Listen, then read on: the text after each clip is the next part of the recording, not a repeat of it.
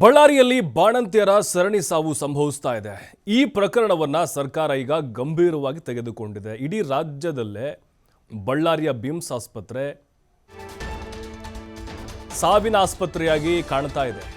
ಸಾವಿನ ಸುನಾಮಿ ಆಗ್ತಾ ಇದೆ. 5 ಬಾಣಂತಿಯರು 15 ದಿನದಲ್ಲಿ ಸಾವನ್ನಪ್ಪಿದ್ದಾರೆ. ಸರ್ಕಾರದ ವಿರುದ್ಧ ಕೂಡ ಆಕ್ರೋಶ ವ್ಯಕ್ತವಾಗ್ತಾ ಇದೆ ಸಾರ್ವಜನಿಕರ ವಲಯದಲ್ಲಿ. ಹಾಗಾಗಿ ಸಿಎಂ ನೇತೃತ್ವದಲ್ಲಿ ಸಚಿವರು ಅಧಿಕಾರಿಗಳ ಸಭೆ ನಡೀತಾ ಇದೆ. ವಿಧಾನಸೌಧದ ಕಮಿಟಿ ರೂಮ್ನಲ್ಲಿ ಈ ಮಹತ್ವದ ಮೀಟಿಂಗ್ ನಡೀತಾ ಇದೆ.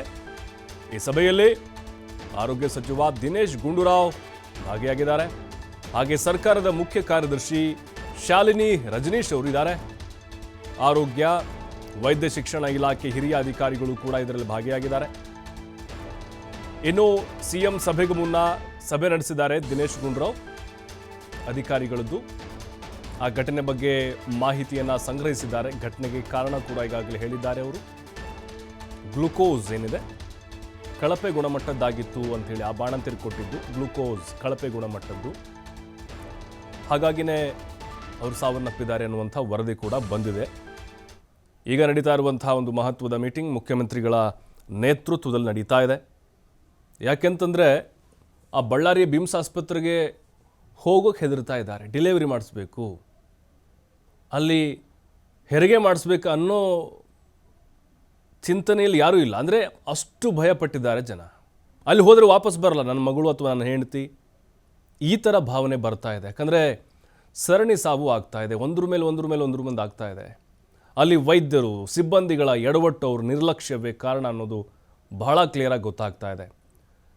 ಇದು ಸರ್ಕಾರಕ್ಕೂ ಕೂಡ ಮುಜುಗರ ತರ್ತಾ ಇದೆ. ಏನು ಮಾಡ್ತಿದೆ ಸರ್ಕಾರ ಅಂಥೇಳಿ ಬಳ್ಳಾರಿ ಭಾಗದ ಕಲ್ಯಾಣ ಕರ್ನಾಟಕ ಭಾಗದ ಜನ ಕೇಳ್ತಾ ಇದ್ದಾರೆ.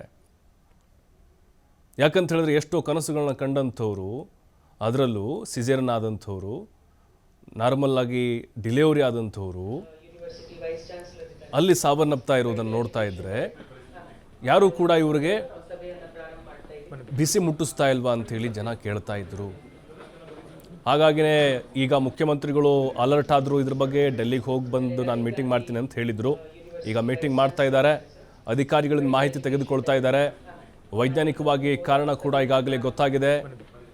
ಯಾವ ಕಾರಣಕ್ಕಾಗಿ ಅಲ್ಲಿ ಬಾಣಂತಿಯರು ಗರ್ಭಿಣಿಯರು ಸಾವನ್ನಪ್ತಾ ಇದ್ದಾರೆ ಅಂಥೇಳಿ ಯಾವೆಲ್ಲ ಕ್ರಮಗಳನ್ನು ತೆಗೆದುಕೊಳ್ಳುತ್ತೆ ಸರ್ಕಾರ ಗಮನಿಸ್ಬೇಕು ನಾವು. ಯಾಕಂತಂದರೆ ಎಲ್ಲ ಬಹುತೇಕವಾಗಿ ಹೆರಿಗೆ ಆಗುವುದು ಸರ್ಕಾರಿ ಆಸ್ಪತ್ರೆಗಳಲ್ಲೇ. ಬಡವರು ಮಧ್ಯಮ ವರ್ಗದವರು ಸರ್ಕಾರಿ ಆಸ್ಪತ್ರೆಗಳನ್ನೇ ನಂಬಿಕೊಂಡಿದ್ದಾರೆ. ಒಂದು ಸುತ್ತೋಲೆ ಹೊರಡಿಸಬೇಕು, ಒಂದು ಖಡಕ್ಕಾದಂಥ ಸೂಚನೆಗಳು ಮುಖ್ಯಮಂತ್ರಿಗಳ ಕಡೆಯಿಂದ ಹೋಗಬೇಕು, ಆರೋಗ್ಯ ಸಚಿವರ ಕಡೆಯಿಂದ ಹೋಗಬೇಕು. ಯಾರು ಈ ಸಾವಿಗೆ ಕಾರಣ ಆಗಿದ್ದಾರೋ ಅಥವಾ ಮುಂದಾಗ್ತಾರೋ ಅಂಥವ್ರನ್ನ ಕೆಲಸದಿಂದ ಅಮಾನತು ಮಾಡೋದಾಗಿರ್ಬೋದು, ಅಥವಾ ಅವ್ರನ್ನ ಶಿಕ್ಷೆಗೆ ಗುರಿಪಡಿಸೋದಾಗಿರ್ಬೋದು. ಈ ಎಲ್ಲ ಕ್ರಮಗಳನ್ನು ಸರ್ಕಾರ ತೆಗೆದುಕೊಳ್ಬೇಕು.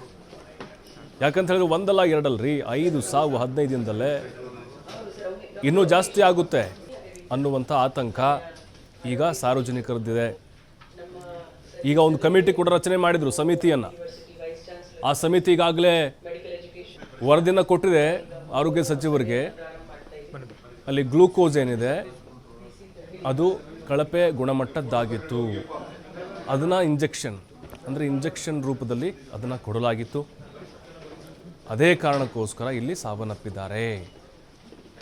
ಅದರ ಜೊತೆಗೆ ಅಲ್ಲಿ ವೈಜ್ಞಾನಿಕವಾಗಿ ಆಧಾರದ ಮೇಲೆ ಏನಾಗಿದೆ ಅವರಿಗೆ ಅದನ್ನು ಸ್ಟಡಿ ಮಾಡಿದೆ. ನೀರಿನಂಶ ಕಡಿಮೆ ಆಗಿದೆಯಾ ಅಥವಾ ರಕ್ತದ ಪ್ರಮಾಣ ಕಡಿಮೆ ಆಗಿದೆಯಾ, ಅದಕ್ಕೆ ಯಾವ ಡೋಸನ್ನು ಕೊಡಬೇಕು, ಎಷ್ಟು ಪ್ರಮಾಣದಲ್ಲಿ ಕೊಡಬೇಕು, ಅದ್ಯಾವುದನ್ನು ಕೂಡ ಅಲ್ಲಿನ ವೈದ್ಯರು ಅಧ್ಯಯನ ಮಾಡಿಲ್ಲ ಅವರು.